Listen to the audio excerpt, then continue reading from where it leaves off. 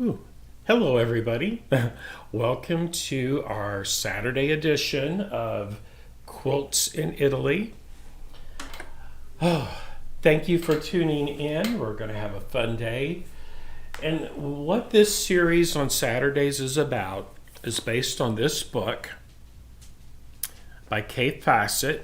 And there's 20 different quilts in this. Last week, well, not last week, 2 weeks ago, we finished the stone log cabin quilt, which I'm hanging on my design wall right now. Let me move a camera around here and you can get a look at that. There we go. All right. So that's the quilt top that we finished 2 weeks ago on Saturday. I've been off a couple weeks sick. Everything's better now and I'm getting back to normal. Well, whatever normal is for me anyway. But that's what we finished. Excuse me.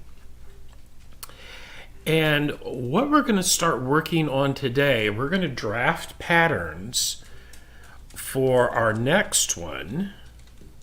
There we go. So we're going to be drafting the pattern for the next quilt top in this series. Kate Fassett on page 90. This is the pattern we're going to be making next, the Cool Zigzag Quilt. Hi, Vanessa. How are you today? And what this is, this is based on 60-degree diamonds, and I'm going to show you how to cut a couple of different ways to cut 60-degree diamonds. If you're going to make it out of this fabric here, once you have the book, there is your fabric list and the amounts of it that you'll need. And if you don't want to use the Kate fabric, you can substitute other fabric for it just by kind of following the color guides in here, or you can go radically different. Next Saturday, I'll spend the day cutting out all the pieces for this quilt top out of the actual fabric that I'm going to use. But as you can see over here on the next page, there's a more definitive view of the layout for it. And the way it's going to be pieced, it's going to be pieced in long strips going down the length of the quilt vertically with these diamonds, okay? It looks complicated, but it's not. It's pretty easy. It'll be pretty easy to do. In the back of this book, on this page, there are your two pattern pieces, okay? And I'm going to show you some little hints on how to cut this out. Okay. If you have any questions, please leave those in the comments section, and I will be getting back to you ASAP on those live. Okay. So I'm going to set that down. So the first way I'm going to show you how to actually use that template pattern in the back of the book to actually trace how I would trace it out to use the paper templates. And then after that, I'm going to show you, if you have AccuQuilt, you can cut one of the pieces out with AccuQuilt, but unfortunately you can't cut it all out with AccuQuilt. You can cut this piece, this big 60-degree diamond, you can cut out using AccuQuilt. However, this piece right here, yeah, there's not a shape that I was able to find in AccuQuilt that would cut that, so you'll have to do the paper pattern method that I'm going to show you. And quite honestly, either way is great. I'm going to be using the paper pattern method. Let me swap over to my other camera over here. Let me turn this around. Okay. Let me swap my camera over. Hi, Gia.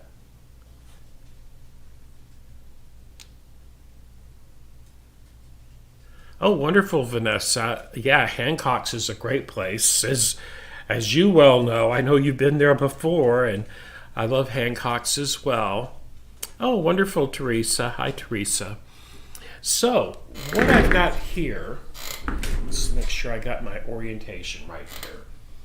So if you see this paper, what I'm using now, I don't have thin tracing paper, which would make it even easier to do. However, what I did, I went over to my computer printer and I got a few sheets of blank paper. And I'm going to show you how I would actually trace this out. Now, find my pencil. I'm using a mechanical pencil. I'm going to use it if I can find where there it is. Okay. So, I have a mechanical pencil. And what I'm going to do, now you probably won't be able to tell on camera, but if I just lay this over my page, I can actually see the lines of that pattern, of that paper template. Now, I would never recommend cutting these paper templates out of the book. I just wouldn't do that. But how I like to do it, I'll lay me down a piece of paper and I'm going to cut a little pencil dot right at the tip. On this piece here is the 60-degree diamond. So I'm just going to make a dot in each of the 4 points.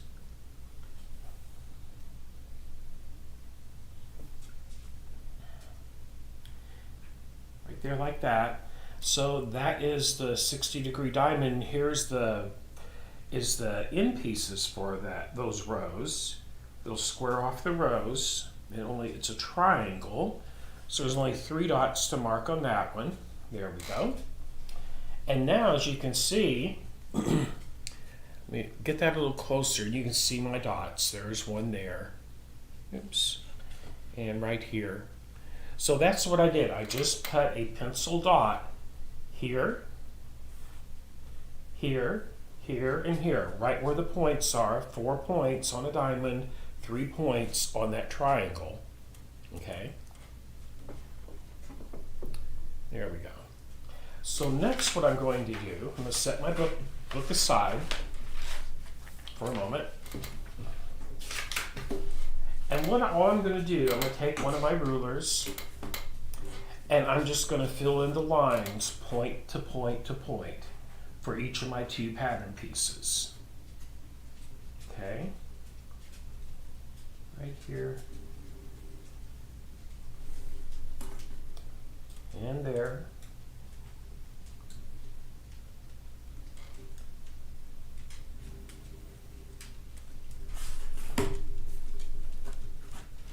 So, like an 8-pointed star, that's a 45-degree diamond. And a 6-pointed, a 60-degree, diamond will make a 6-pointed star, in case anybody was wondering about that. But we're not going to be making stars out of this one. So I just drafted that 6, and this includes seam allowances. It includes a 1/4 inch seam allowance. Now I have my 3 dots down here for the triangle. I'm going to do the same thing.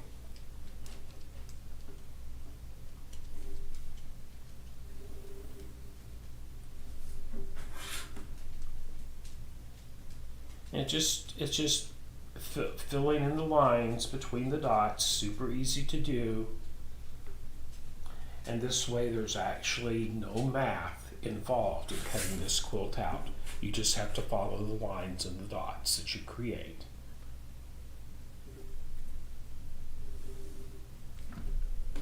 Just a little bit right there. Let's try that one again. There we go. Okay. Now, now that I have that done, I'm going to label it. See, if you see in the book here, the diamond is Y, and this one is Z, and reverse C. And we'll talk about that later. So I'm just going to write on my pattern what the pieces are. Z and reverse C. Okay. So next I'm going to actually cut out my paper templates. Now I'm going to do that. Once again, I'm going to use a rotary cutter and my ruler, and I'm just going to cut it out on the lines.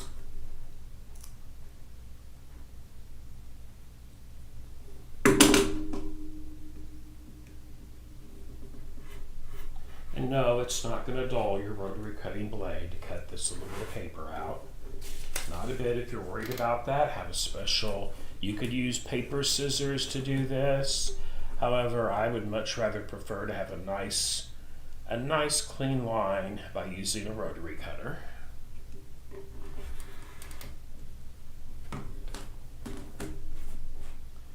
I'm just going to cut around our 60-degree diamond first.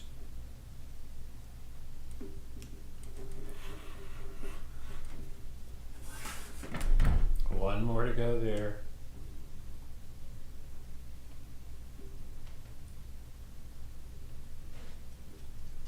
Easy peasy. Everybody, I can't see my computer monitor from where I'm sitting. I'll come back over and answer questions once we get these cut out.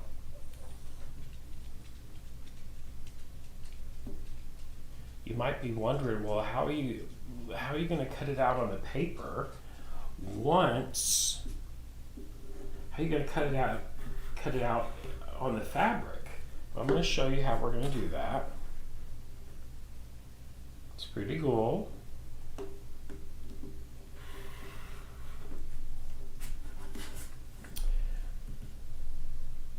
So I did struggle in trying to find all this K fabric. So I have decided I am going to make mine out of Tula Pink fabric. So that's what I'm going to be doing with my version of the cool zigzag quilt. And I'll be cutting that out next week. And then the week after that, we'll actually start sewing it all together. Okay. So let's just check out our pattern pieces for fit. Perfect. Perfect fit. And perfect fit. Okay, so those work. And next, I am going to see those arrow lines. I'm going to put one right here. Because if you look in that book, these will be the directions to line them up. For instance, since they're sewn in vertical rows, this would be a seam right here, and you just keep sewing these together coming down, then this would be the top of it, and that would fit in there like that. Okay, there's supposed to be a lot extra right here because it is a triangle, and there'll be like a dog ear there, but that is supposed to be like that. Now that would be Z, and if I went over this other way here, then it would be a reverse C that way. So that's something you'll have to pay attention to when you're cutting out the Z parts. You'll cut some that way. Oops, there we go. And then you have to flip it over and cut some on the reverse side of the Z side. Okay. This one, there is no reverse, just one side, whichever way you can cut. Okay, so next, I'm going to go over here to the pattern instructions itself. And I'm not going to talk about backing fabric or any of that stuff. The borders are super easy to cut. They're 10-inch borders with 10-inch squares. Be 10 inches plus 10-inch squares. But what I want you to look at, first of all, is this right here. This is our layout diagram. This is the top. This is the bottom. These diamonds that are going across to make those zigzag rows, that's this piece right here. And notice that piece, so if we have it like this, there is that shape in the proper position, okay? Every other row will alternate, so the next row would actually go like this. But since we're not going to flip it when we cut it, check it out. All I have to do, I have to move this over to this side. So if I go like this, that's going to be that one. And if I go like this, it's going to go the other way. Is that right? Hold on a minute. I just got myself confused. I'm looking at it sideways here. Imagine that, right? So there's that, right? There's that.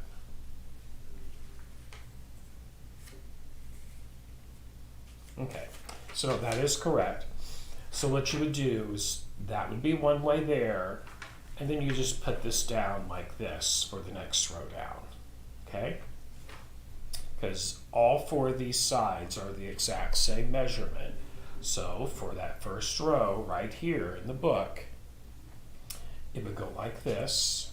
Then for the next row to it, we would just rotate it so the angle changes the direction, and it would go all the way down like that. That's the way you would flip it each time. Done and done.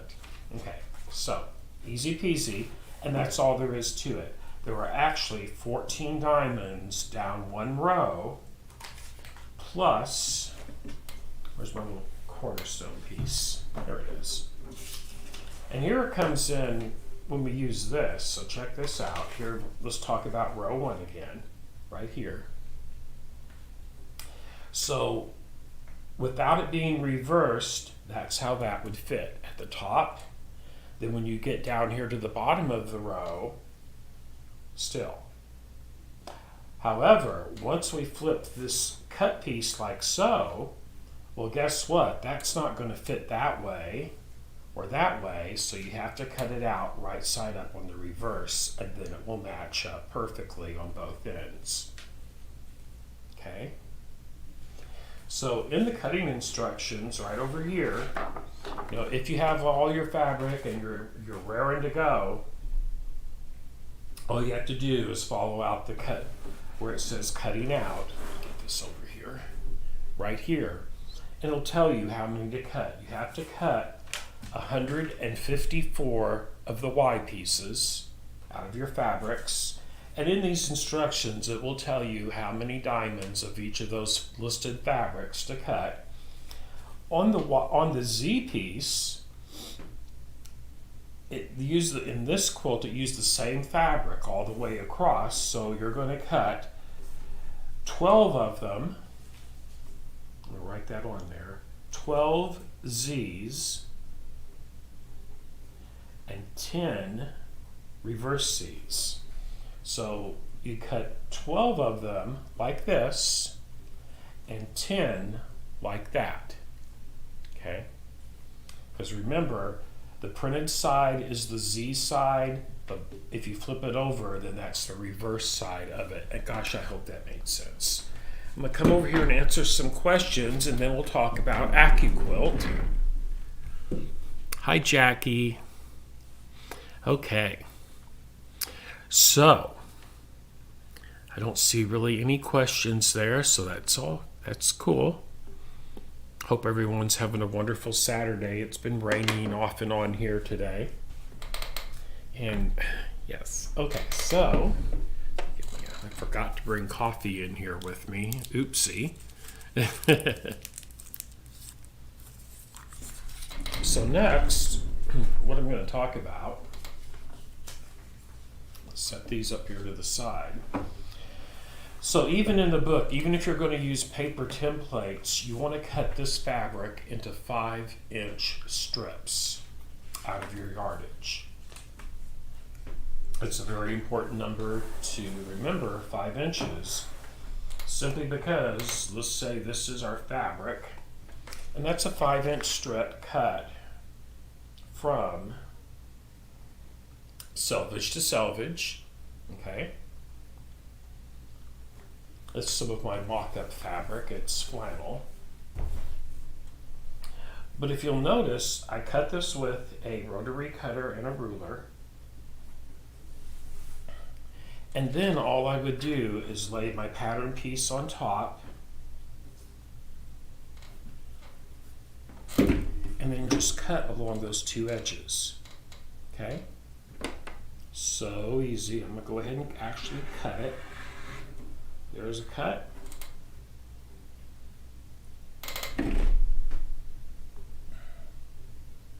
And this is actually going to cut two pieces since I have it folded in half. and there's a cut right there. Now if I take off my paper, remove away my cuts, there I have those two pieces.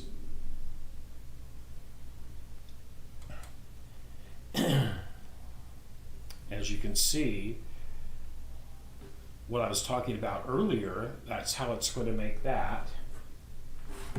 And then our Z, and then our reverse C. Okay? And that's how easy that is to do. Now with AccuQuilt, you can cut these completely with AccuQuilt if you have it, and if you wanted to. You don't have to. But this is the 5-inch, it'll cut 5-inch strips, okay, from AccuQuilt. And the number on it is 55023, right there. 55023, 5-inch strip cutter. Notice there's 5 inches right there between my fingers. If I take this strip, and on AccuQuilt strip cutting dies, they have these lines here, 60, 45, and 30. Well, that 60-degree diamond, that 60-degree line, what happens if you take your strip you just cut with it and lay the edge along that line? Guess what happens when you run it back through the cutter? There's two blades right here, a blade here and a blade here. It's actually going to cut out, check it out, your 60-degree diamond that way. So if it had cut that out, this would be gone, this would be gone, and when you lifted it up, that's what you would have right there. Pretty cool. So that would be another way that you could cut the 60-degree diamonds with AccuQuilt. You can do up to 6 layers of fabric on an AccuQuilt die. Okay. Any questions on that?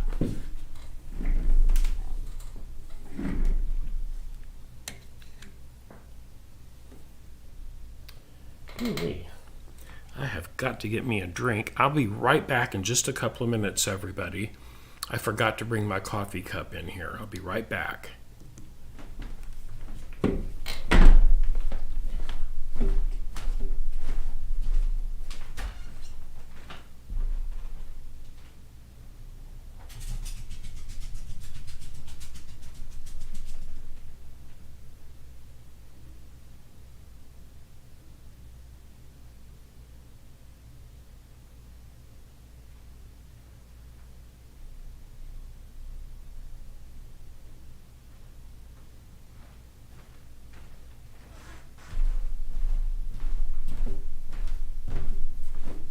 Okay. Hoo-wee. Whew.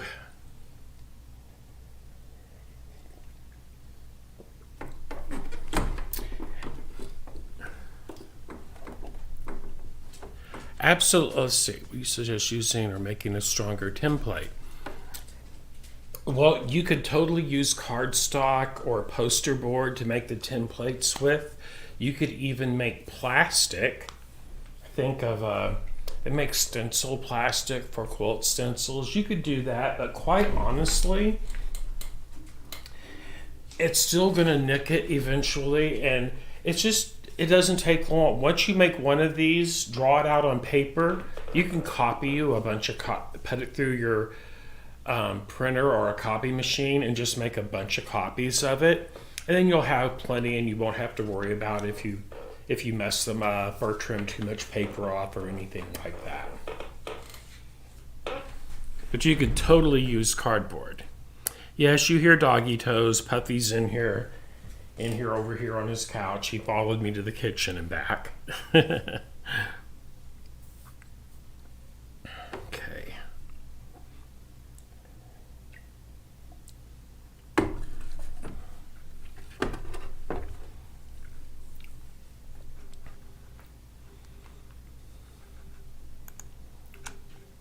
Oops, there we go. Okay, so let's look at something else here. And something else to consider when you're going to purchase fabrics. Let's go back over here.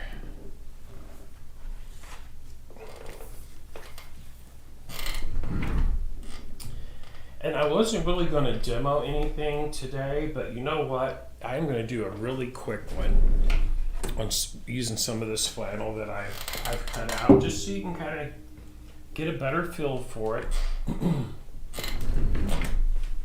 What I'm going to do though, I'm going to cut out one more of these. Let's see here.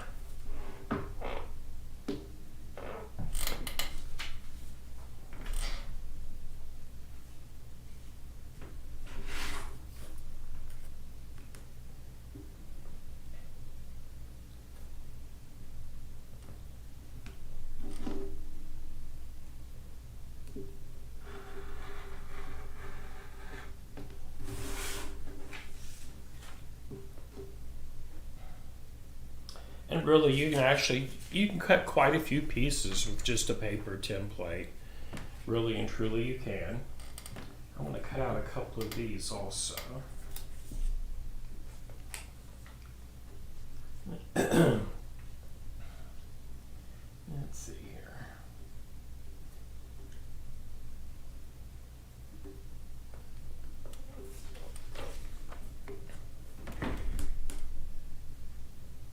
You notice I'm just using that part of that scrap of that 5-inch strip I've been cutting the big diamonds out of. And honestly, if you wanted a bigger quilt, it'd be at this stage in piecing all of these diamonds and triangles together. You could make it as long or as wide as you wanted to. All you would have to do is just add more to a vertical row or add more rows at its current length to make it wider. And then I'm going to do a reverse one. Like this, if this is big enough. See, it may not be. Nope.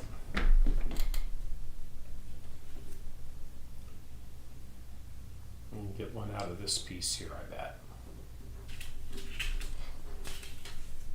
So by putting the non-printed side up, that's how I would get a reverse Z template. There we go, that'll work.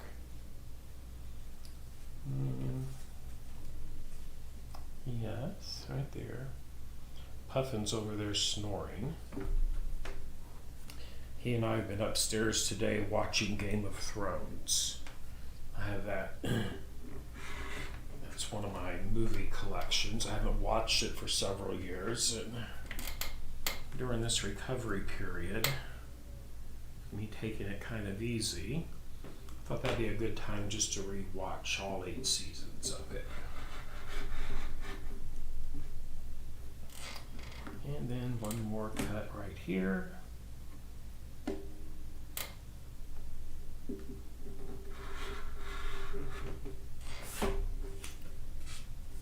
And there we go. Okay. Now, if you notice, by having the regular C, and then there's the reverse C. So next we're just going to sew some of these together just so you can kind of get a feel for that in case you move ahead of me, but that's okay if you do. What I'm going to do is swap my camera. Okay.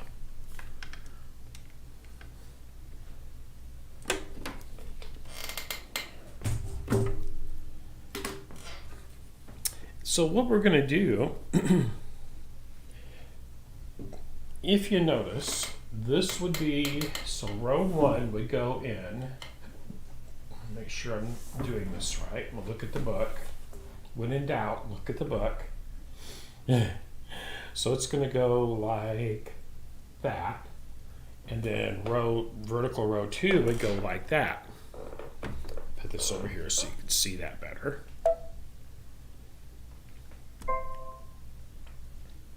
Okay, turn my little light on for my 1/4 inch.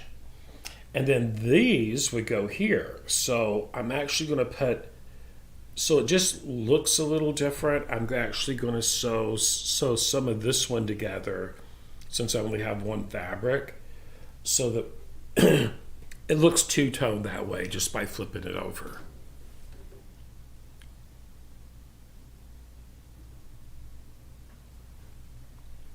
And Jackie, you could totally do it with that 5.5 one. It'd just be a little bit bigger than these pieces, and that's okay. You just have to adjust that Z piece. You'd have to adjust this piece here to fit in. So if it was 5.5, you might have to add a 1/2 inch on this tall side right here, a 1/2 inch over this way, right there, and just graph it out on paper and you'll be fine. And that then it should fit in there okay by adding a 1/2 inch on this side. Okay, so I'm going to do then the next row, because remember there's going to be like over 12 different fabrics in this quilt top. If you follow it by the book, then I'll do those 2 rows like that. So first I'm going to do this seam and this seam.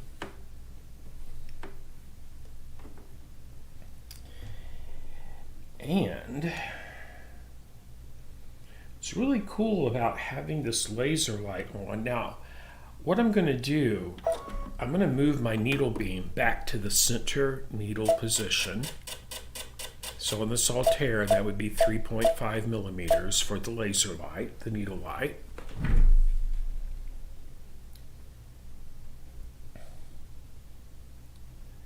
And what I'm doing here, I have this edge lined up on the little metal tip for my 1/4 inch foot, and I'm going to adjust how high up I slide this piece of fabric up, so that where that little V is formed, check that out, right there where that little point is, a little valley, that's right where I want my needle to line up to get that 1/4 inch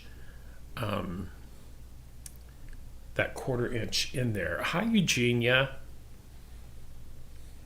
Okay. That's close, but not quite close enough. Let's go up a little bit more, because we're wanting a 1/4 inch seam. The book says 6 millimeters or 1/4 inch. We're going to give that one a go. And let's set my stitch length to 2.5 in case it just isn't quite there and I have to rip it. Okay. But I think it'll be good. Here we go.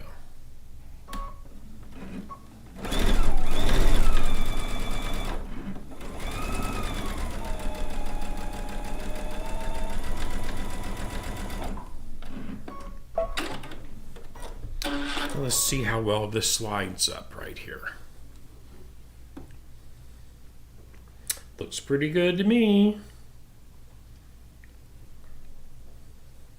Could have been up a little bit more, but I'm not going to mess with that. That's good. This one, try to do a little better on it. Let's see here. We want it there like that.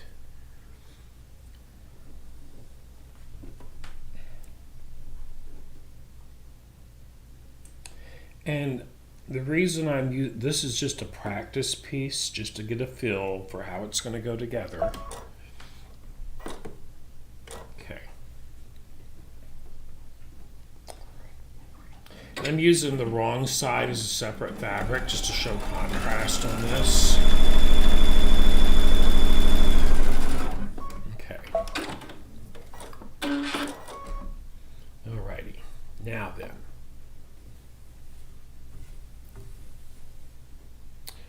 And do I have that reversed? Yes, I do. This should be over here. Okay, so this will be a whole row. I'd have 14 of these coming all the way down. Same way over here, 14 all the way down. But before I can sew those together, what do I have to do? I have to add these to the top to the tops of it and to the bottoms of them. So for each vertical row, you would cut two of them like this, and then two of them, let me get that paper. You would cut, on the Z's, you're going to cut 12 because there's 6 rows of them like this, and there are 10 rows of them like that, okay? So then to line this one up, be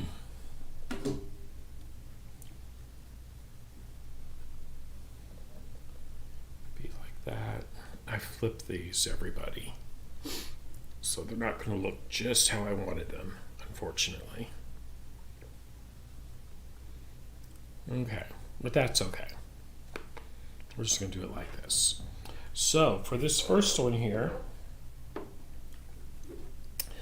the end with the right angle into it, okay, the thick, this part here of that triangle, that's what you're going to use to line up. I'm going to set this out of my way. It should fit in right like this. Okay. So we're going to just flip this over.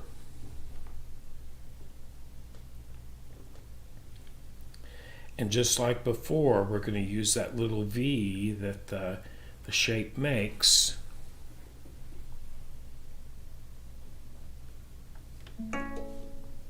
Oops, wrong line. There we go. Use a 1/4 inch seam. And I'll even go more in depth onto this next week.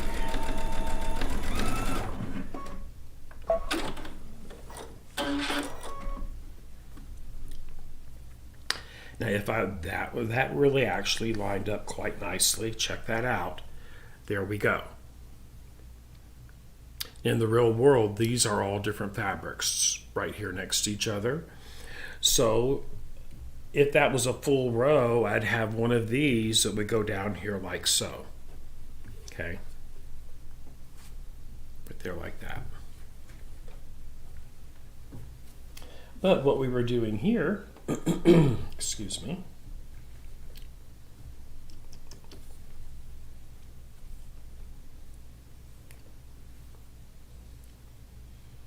and so I'm just going to put it on here just so you can see what that would look like.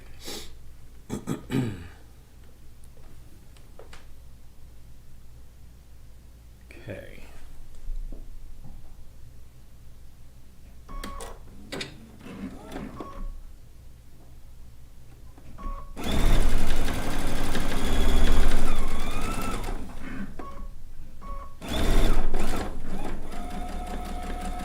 So kind of off topic, everybody. This is something we have personally been watching quite a bit. Have y'all noticed the price of eggs at the grocery store? How they've went up, and milk as well. It's like a hit and miss, quite honestly. And here, eggs per dozen range anywhere from $2.75 to $3 a dozen, up to almost $5 a dozen. It is really bizarre. I know what everybody is saying the reason is, but it just doesn't make sense to me. People are saying that because of the grain, the droughts in the grain, people had to cull their chicken herds and cull chickens and everything. I don't know if that's true or not. But there's something strange going on at the grocery store. Mike left to go do some grocery shopping, so it'll be interesting to see what he comes home with. The last time he went, there were some things that the shelves were just bare on around here. But anyway, long story short, this is a very condensed view of what this quilt top is about. This is how you would make a row, but on the instructions in the book, the actual row is 14 of these, and this is a vertical row. Here's the top of the quilt here. This would be the bottom of the quilt. What you would sew onto this would be those borders, those beautiful cave print borders. If you're following that direction there. Yes, Vanessa, it is. I tell you, I'm not a prepper, but I have been watching some prepper videos on YouTube, and yeah, we like to keep and make sure we have plenty of dried beans and rice and different canned veggies and some canned meats and stuff, but nothing to the extent a true prepper does. But it's really making you wonder just what the heck is going on. But it's all good. It's all good.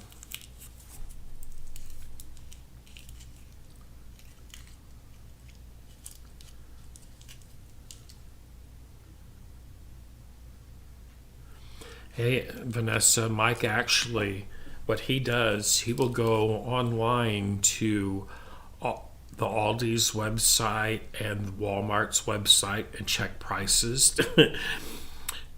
Not only because we sit about 25 or 30 miles from like four areas that have both of those stores in the same town.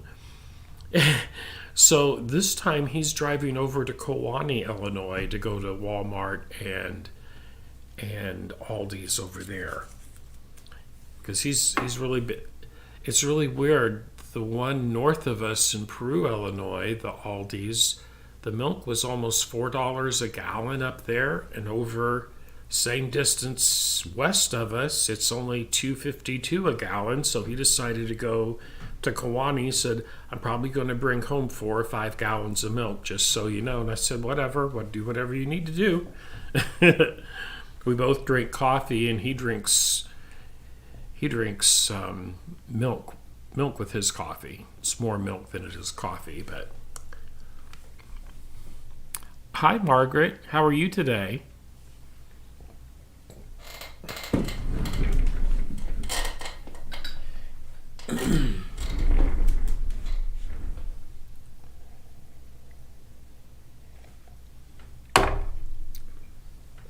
But like I was saying, back to this. You bring this over here.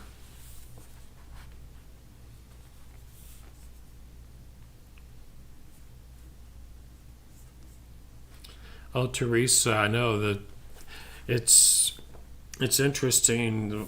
They do no longer have a dollar menu. I mean, even Dollar Tree has went up from everything being $1 to it's $1 plus now. But this is what is the next project we're going to be working on. We'll get heavy into the cutting and piecing on this next Saturday.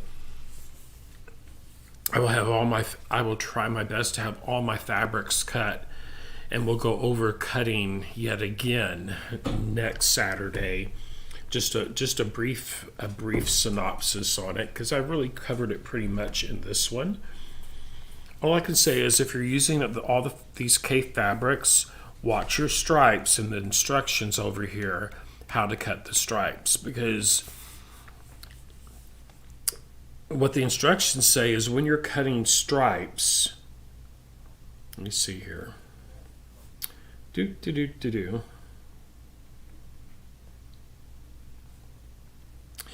When you're cutting stripes, you might want to vary the angles around so the stripes go in different directions. You can see here. See how those go up and down, those go sideways. I think it looks better if you try to do it like that, to make it look like the stripes are moving in a more random fashion on the quilt. That will add movement. That will totally add movement to your quilt if you do that. Okay.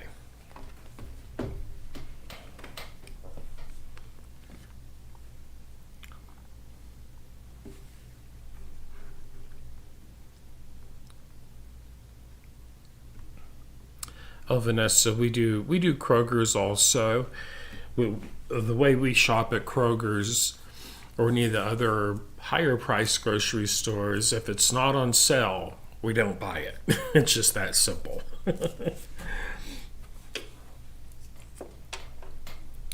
And I believe frugality is something that's kind of important in today's economic situation, with the way things are, is to do that as much as possible. Oh, thank you, Vanessa. You're very welcome. Enjoy Nashville. Gosh, I love Nashville. What a beautiful city. I hope you're going to go out and listen to some nice music while you're down there.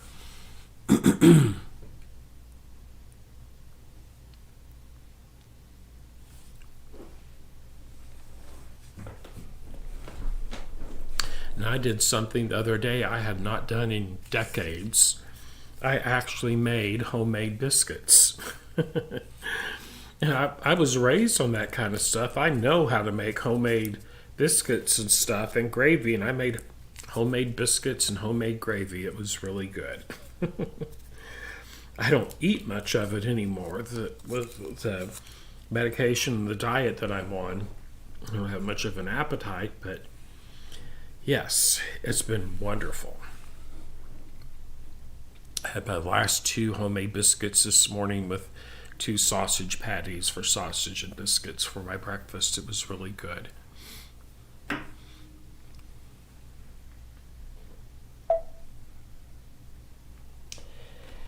And for those of you that have, the next one I'm going to do after this, I'm going to give you a heads up on that right now, is, let me find it in here. I'm itching to make this one. Is this quilt right here on page 62 in the Quilts in Italy book. Lacy log cabin, isn't that pretty? That's going to be the one after this one that we're cutting right now. And there's a lot of, you could use any, but you can just check out the color range here in the book. You can see it's got some brighter colors, a lot of pastels. This reminds me of my Mima so much, a quilt like this.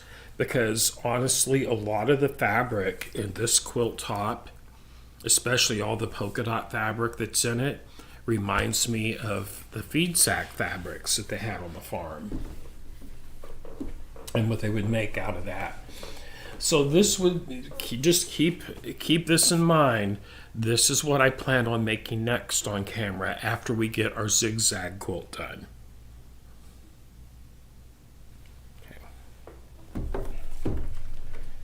And make sure you tune in next week because I have something very special to announce. And I'm not going to announce it till then, but you will not want to miss it. I will post it in our Facebook group as well, so everybody knows what's going on. But it's something I am doing.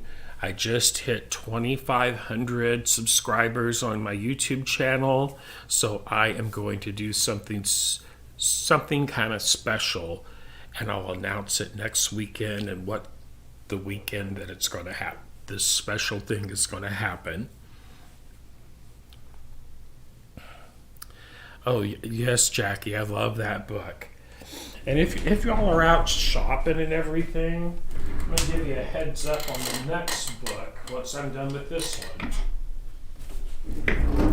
Once I'm done with Quilts in Italy, this will be the next book right here.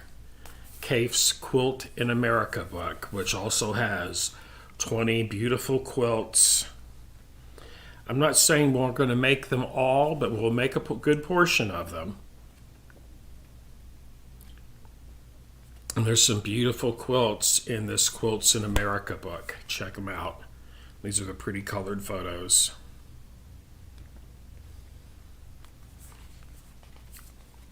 When Kaif makes one of these books, what he does, the quilts, this by it saying Quilts in America, that means they were photographed here in the United States. This book we're currently working out of, Quilts in Italy, all the photography in this book was actually photographed throughout Italy.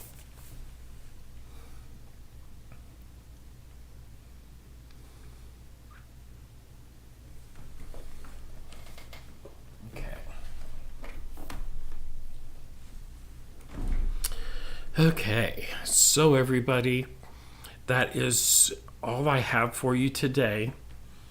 And we will get hot and heavy, start cutting our fabrics, and we'll get into the piecing in the last half of next week's episode. Next week, I will do a little bit of the actual fabric cutting for my quilt top. I'll have most of it done by then, but I will save some of it to cut on camera, and then we're going to get started in our piecing. While it looks complex and complicated, trust me when I say this, there's only 154 of these to sew together. This quilt top will go together nice and quick and easy, because you can see there how nice and straight those sides are. Once we get these rows together, we'll sew the long rows together this way. If you're going to press as you piece, this would be something you would want to press the seams open on also, okay? Because it will make sewing the long seams together so much easier if you gently press those open. Just be careful that you don't stretch the fabric, because that is on a bias there, as is this here. It would really stretch out of shape really easily. Okay.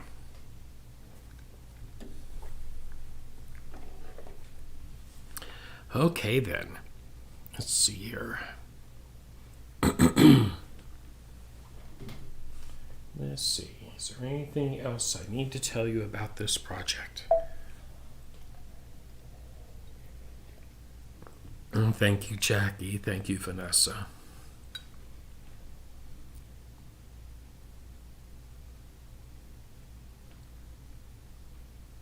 Oh, thank you, Jackie. Okay, everybody, have a great rest of your weekend.